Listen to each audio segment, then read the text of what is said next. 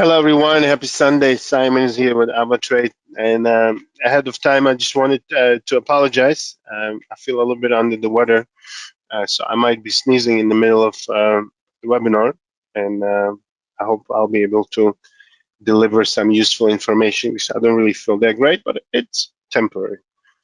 Okay, so welcome to our weekly webinar, and a special welcome to the new people, of course. And the idea, as I always say, is stated in the title. We're trying to prepare ourselves, pretty much, create a structure. We'll be going through some fundamental things. We'll be going through some events, economic calendar, and then we'll transfer to trading terminal and see technical, see the charts of the instruments, and try to make a plan. A few things about myself. Simon Friedman, that's me. I'm a senior account manager with AvaTrade, and my overall experience in trading world about 22 years.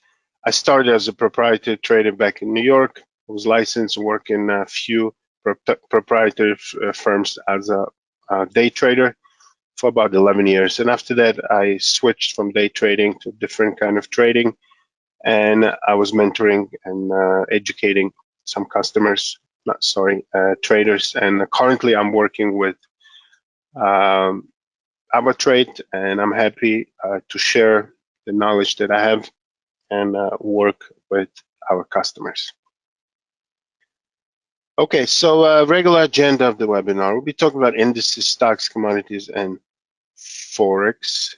And of course, these are the ways to keep in touch with us. And you have Telegram, you have Twitter, and my favorite, YouTube. A lot of you are watching this on YouTube as well. If you missed the webinar, all our webinars are being posted on YouTube. We have market reviews, we have educational materials, tutorials, a lot of things. And I highly recommend for you to sign up and click on that bell so you'll be notified when new things coming up. And of course, the risk warning, very important. You can access the full document at avatrade.com. And let's start from the big picture. Okay, last week we spoke about that everybody's expecting those CPI numbers. So CPI numbers came. Market reacted in a negative way, which is common sense, and then it bounced. We'll be looking at the charts to see that crazy reversal on the market. And so that's something that the Feds are really watching, the inflation, because the whole idea and all the actions that they take with increase of interest rate is to really bring the inflation lower. And that's the whole goal of this Fed's operation, let's call it that way. Okay, so what's waiting for us this week? We have an economic calendar, and again, for those of you that are new, what I do is I just take the high impact events, and you can filter them. You can be focused on specific areas and markets that you're working with. What I do here, I just take the high impact event. So we have CPI numbers from New Zealand.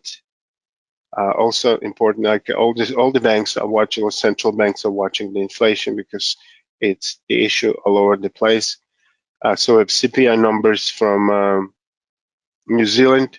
We have minutes from meeting of Bank of Australia. We have GDP numbers from China, retail sales as well. That's on Tuesday. We have CPI numbers from UK. The inflation there is super high, the same thing as in European Union. We have a consumer price index as well from Canada on the same day. That's Wednesday.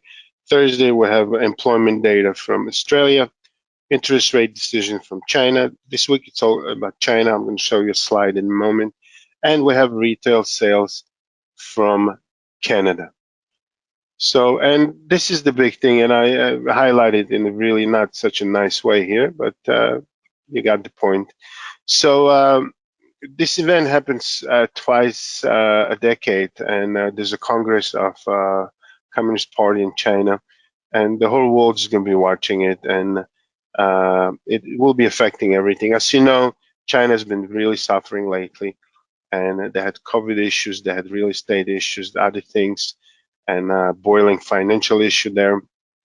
So they're starting on Sunday, and I think we'll be seeing the highlights and publications from different analysts and websites and so on. So China is a big thing. As you know, a lot of production, I'm afraid to say most of production, but let's say a lot of production of many famous companies and firms is being done in China. So China is the world factory in a way. So this is something that I think is the key point or key event for the upcoming week. Okay. So let's move to the MT4, and I just want to bring you the chart, the hourly chart of S&Ps, and we will try to understand what actually happened. So this is what the CPI numbers came out. Of course, they came higher than expected. Market reacted to it, and it went for an hour, exactly an hour, and following that, we had a super crazy bounce. And a lot you can read. I suggested you try to read and understand what other analysts are saying. It's not necessarily the right thing, but just to get an opinion what's out there. So the market reversed, and that was totally unexpected. I guess a lot of people that were short on this move got hurt, and then we were sitting here for a while, and then comes Friday. So Thursday, if you remember, I mentioned to you last meeting that Citibank and JP Morgan were reporting. So they reported not so bad. The earnings, of course, they were lower the expectations. So actually, Citibank reported the actual per share earnings once $1.63. Expectation was $1.46, and JP Morgan as well. They expected $2.96, and they reported at $3.12. So that's you know what? Let's take a look at them so you'll be more visual. You will see what happened there. So that's Citibank. It had a nice bounce, and then JP Morgan a nice bounce, even stronger bounce. So the market bounced, and then comes Friday, and we have University of Michigan released the latest report of consumer sentiment. The sentiment actually itself was a little bit higher than expected, which is great, but the inflation expectation from consumers was super high, okay?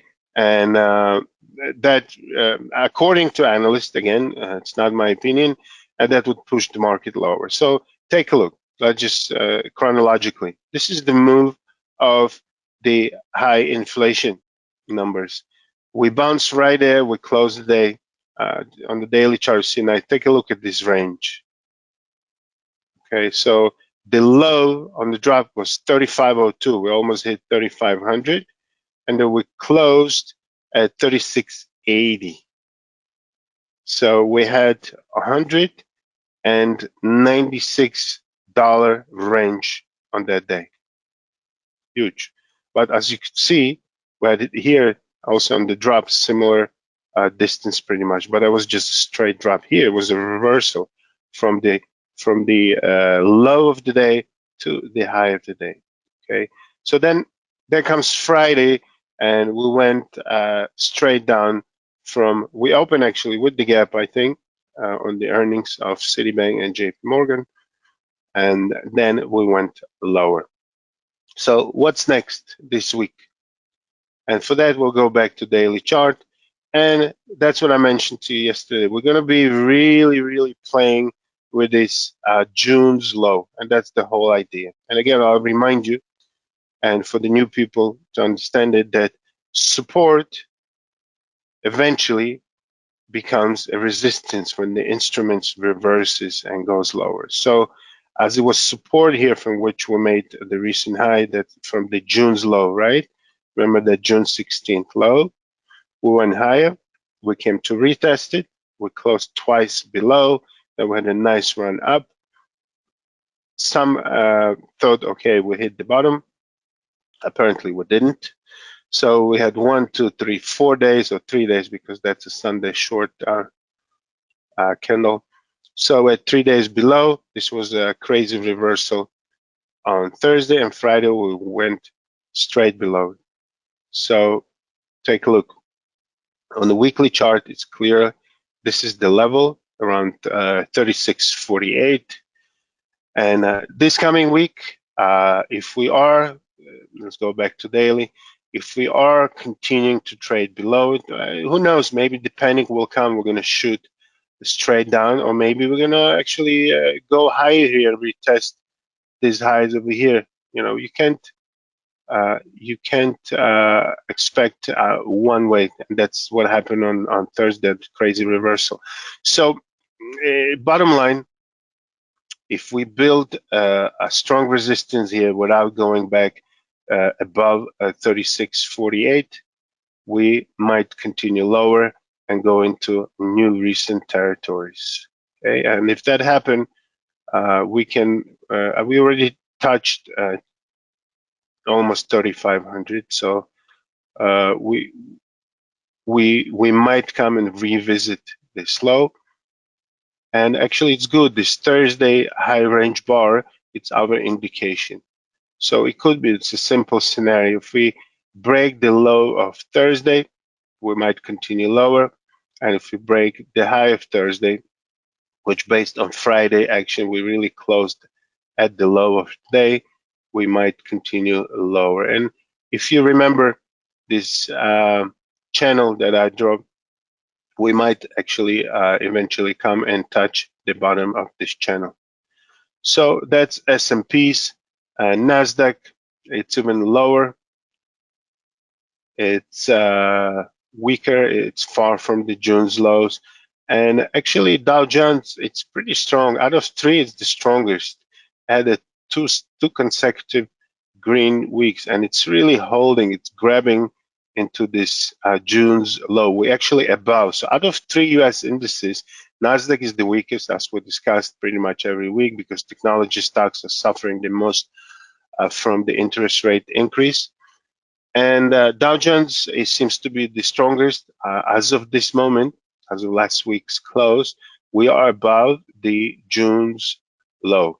So that's a strong sign there. Okay. Now, European indices, DAX, it's below the June's lows, most of the indices below. Now, FTSE, as we said, the UK is having a lot of issues. I think as of Friday, I'm not sure, I didn't have a chance to follow up, but I think they stick to the plan. They stopped this intervention and buying of the bonds that they had to boost the economy temporarily. So FTSE is having a hard time, and in general, UK financially and politically, of course, it puts a lot of pressure on the new prime minister. The situation's there; it's not that great. Now, China, Friday had the bounce back, but the sell-off was strong. Before that, we were sitting pretty much on 12,600 plus minus. And Friday we moved higher. Of course, it's Asian session, so I think comes Monday we might see a catch-up of China index with the drop of the U.S. indices. But again, Sunday the meeting starts, so we might see some surprises. It could be positive or negative surprises. So Chinese index is going to be very sensitive for this upcoming week.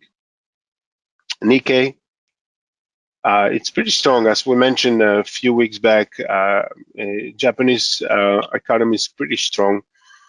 And as you could see, we're really holding up there. We're not falling below the recent lows over here. So that's as far as indices. Again, it was a strong reversal on Thursday, and Friday there was a continuation to the downside. Now let's take a look. We spoke about Citigroup and JP Morgan Friday, or sorry, the Thursday. They had a nice move to the upside. Friday was a flat day.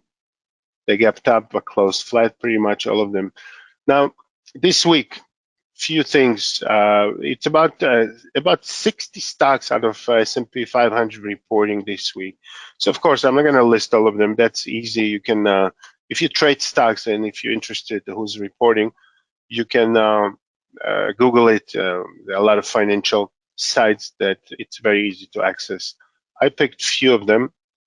Now, also just a reminder, if you are focusing, if you're a trader who's focusing mostly on stocks, the MT5 has a larger variety of stocks with us. So if you're focusing on stocks, if you're looking for more stocks to trade, you can try MT5 if you're not having it yet. Okay. Now, the stocks that I picked is Bank of America reporting on the 17th. So just for you to understand, if you do trade stocks, they trade in sectors. So there's a relativity there. There's like in this case, Citigroup, JP Morgan reporting good earnings or better earnings than expected. So other banks went in sympathy with that. So Bank of America reporting before the market on the 17th. Goldman Sachs, the big whale, is reporting on the 18th before the market. We have Netflix. This is highly important here. Netflix been sitting after this huge drop, as you remember, that went for a while. Netflix stock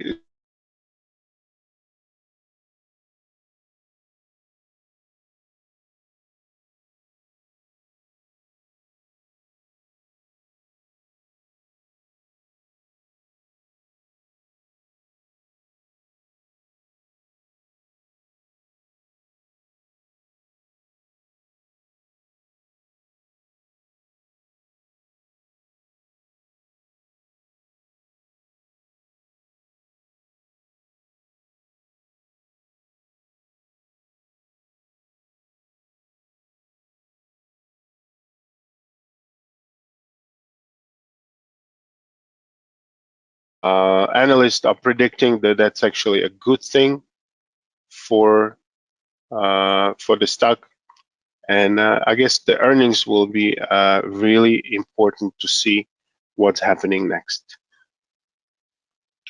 Now, another one is Johnson and Johnson, from, of course, from the pharmaceutical industry.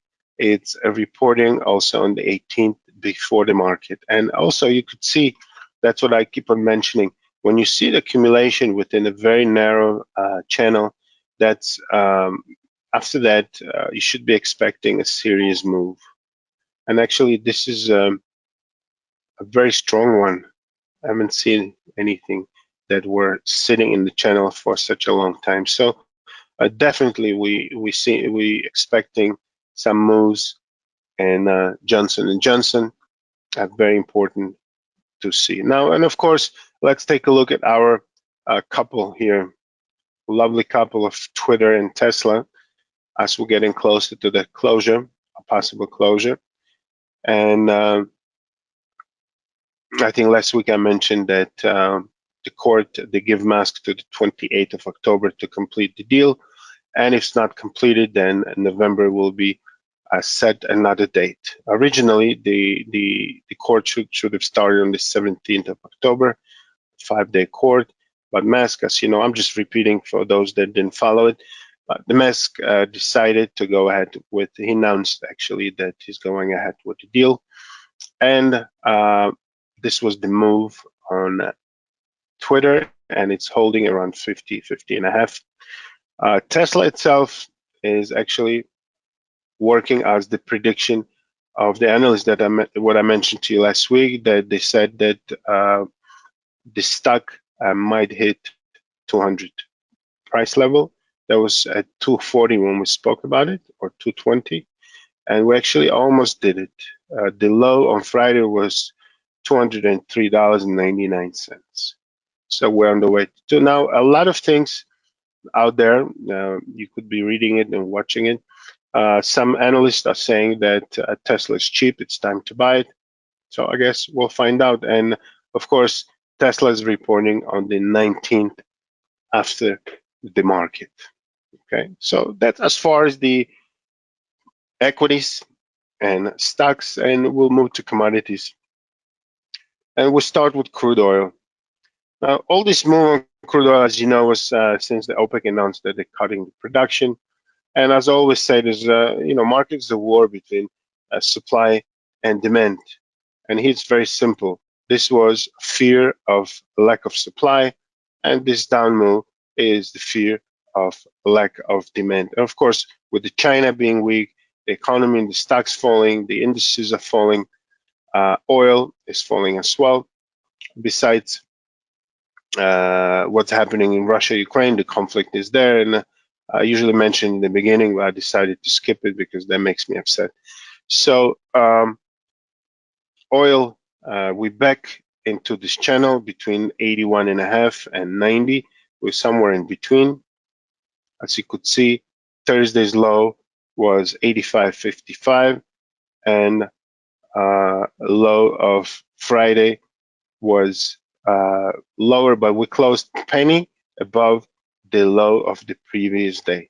So again, we're in the channel, we're back into accumulation, and if you zoom out over here, this is a level that we'll be watching next one, 81.50 again, and see what happens there. We'll be watching what's happening fundamentally.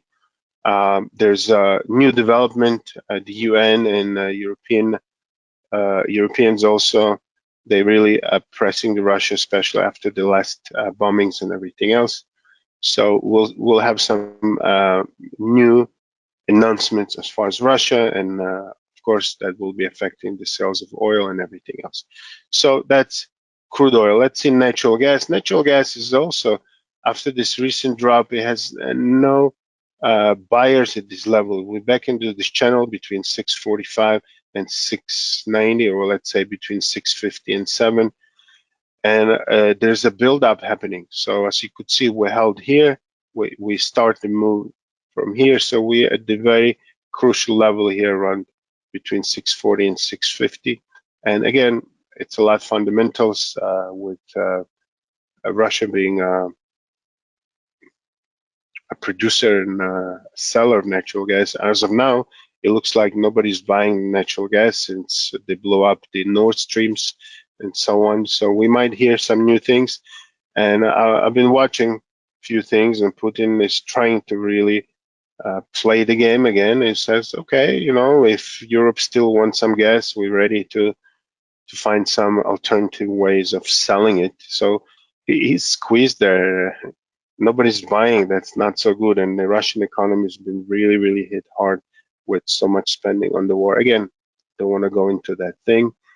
So oil and natural gas, we'll be seeing what the fundamental is happening. And of course, on a simple logical level, if market continues lower, they will just add more pressure, especially on oil on the demand side. We might come and hit the 81.50 and then might even go lower at this point. Gold. Gold also had a lot of volatility on the announcement. That was the announcement when gold went down and dollar went up. And then we had the recovery. Never had the same recovery on the chart similar to equity, but it was a reversal. And then we closed lower. So on the daily chart, we closed right at the Thursday's low. So there's a chance we'll continue low over here. The same thing on silver. Sorry. The same thing on silver. Silver had a very nice run. We touched the previous high, but we couldn't hold it here. So we are on the way to retest the supports from which we bounced recently, and that's around 1782. And we'll be watching what's next. On the silver became very active, as you could see. So again, all this is the gold and silver is highly affected by what's happening with inflation, what's happening in the 10-year yields. and that's what I mention every meeting. If you're trading gold and US dollar and anything that's to do with inflation, it's good that you follow up what's happening with the yields. Okay, they work in a reversal way. When the yields are going higher, we're currently trading around 4%, and that's not good for gold and good for US dollar. And when the yields are falling, that's good for the dollar, not so good for, sorry, when the yields are falling, that's not good for the dollar, but better for gold. But again, it doesn't work 100%. You have to see how the correlation is working there. So another one is copper. Copper is really sitting here. And I think these new developments from China and announcements and elections and so on will probably get a better picture of what's happening. And copper is highly sensitive to what's happening economically in China. As of now, after this 2-day drop, we're sitting closer to the support around 337, 338. If we do break it, we'll probably step down and retest lower levels, maybe 330, maybe even lower. So we'll be watching that. And the last one is coffee.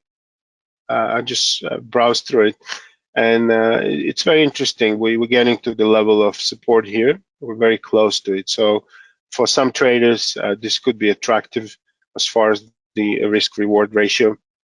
So we had straight 3 days hard falling on coffee.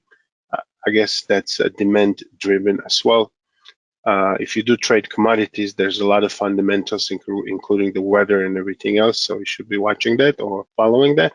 But just technically speaking, we are approaching this level here of support. So that could be interesting of potential buying opportunities here. And let's go to Forex. We start with US dollar. Just do the same thing on the hourly chart. This was the announcement of the CPI. Reversal was much stronger, and then we came right back. So on the daily chart, we are retesting this recent resistance around 113.30. We were on the end of September, we were as high as 114.72, and it looks like we're having a hard time revisiting it. So a lot of fights going on here around 113.30.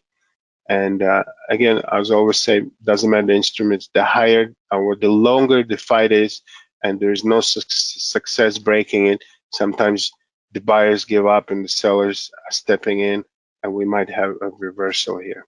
So just to watch this level again, in order to go higher, we need to see some closing on daily chart around above 113.30 on US dollar. Now, I'll go into majors in a moment, but I want to bring out the GBPJPY. Also a very interesting level here. We keep on hitting this level of resistance here. Now, again, we could move higher from here, but considering where we came from recently, this is daily chart, it looks like we're building a nice support here, but again, it's hard to say which way we're going to go, and even if I knew it, I wouldn't be able to say it, of course. As you know, we're not suggesting any trades here, but we are sitting at this level, keep on hitting this level, and that could also be a sign of at least a temporary top that we might see a reversal from here on GBPJPY. Now, two major ones. You know, we can go to euro and pound, but you know the picture there. We're really sitting here. We're not breaking lower. We're not going higher. So I'm not going to go into this. The same thing in pound. We did bounce from here, but we're sitting. But two pairs are very interesting. USDCAD is one of them. On the strong dollar and the weak oil, Canadian dollar has been very weak. So this pair is been having a very, very good time running up. We're coming from 130 level. We had I think on this last week we hit 137. So it's 700 pips within 1, 2, 3, 4, 5 weeks, and just to watch it. Last time we bounced from here to the downside. Now we continue fighting it, but on Friday we actually closed above it. So this could build a continuation, or maybe it's a false breakout and we might come back below this 138.35 level and then maybe sliding lower. It depends what US dollar is going to be doing, of course, and what oil is going to be doing and other aspects. But this level here, 138.33, which we are trading above it, it's a very serious level. And of course, USDJPY that's trading at super high levels and it just goes vertical. It goes vertical. It reminds me of the picture of right here when we started from 78. I remember a lot of sad stories on this when some traders kept on shorting it and the instruments kept on going higher until it hit this level at 134, the level of 2007. So take a look, 2007 repeated itself 8 years after, okay? And now we just broke. So I'm sure a lot of traders will think, okay, we're not gonna break through it again, but take a look what's happening. So again, is it going to continue? I think the only thing could stop it if really Bank of Japan will do something serious. They tried. This was the day of intervention, but it didn't work. So again, for Japan, it's I'm not sure if such a high or low level of yen in this case is good. Okay, it's good for the export. It's very good. Things that they sell, they make money. But for the import, for all the commodities they buy and everything they buy from abroad, it's really killing them, I believe. So again, as of now, they haven't taken any actions. So maybe they will in upcoming days and weeks, and we might see reversal. As of now, after each accumulation, we are going higher. The strength of the dollar and the weakness of yen continues. Okay, so that's as far as Forex. And again, like I mentioned to you, and you should revisit the economic calendar. A lot of inflation numbers coming from different parts of the world this upcoming week. So to watch it's very, very important. And let's take a look at Bitcoin. And as we mentioned, we were trading in a very tight range of 2,000 between 18,200 and 20,000. And take a look on Wednesday, we actually touched that bottom of that range, but we bounced right back. So it is accumulation happening. And considering that we're coming to the low, it looks like there's a pressure. But again, fundamentally, I'm not that strong in cryptos, so I'm not going to pretend I know. I really don't. I just approach it from a technical point of view. Now, it's very simple. We are really overextending this accumulation here. So we should see the move. We tried, you see, they're testing it. They're testing the top 20, we failed to go higher. They're testing the bottom, 18,200. We failed to go there. So the spring is getting very tight and it's going to shoot one day, one way or another. That's as far as Bitcoin. Okay, so let's just summarize everything in 2 words. We had a very interesting Thursday and a down day on Friday. The down pressure continues. Feds are continuing things. We have the next decision of interest rate in November. I think it's November 3rd. There's a huge chance, according to analysts, that we'll have another 0.75% increase. Tech stocks, especially the high rollers, they're being affected a lot. That's why Nasdaq is being the weakest out of 3 indices. We have a Chinese meeting this week starting on Sunday that the whole world is really watching what's next in China economically, politically, and everything else. And I want to wish everyone a great weekend. Get some energy and get ready for the exciting week. And of course, I wish everyone a successful trading week, and we'll be back next week. All the best. Take care.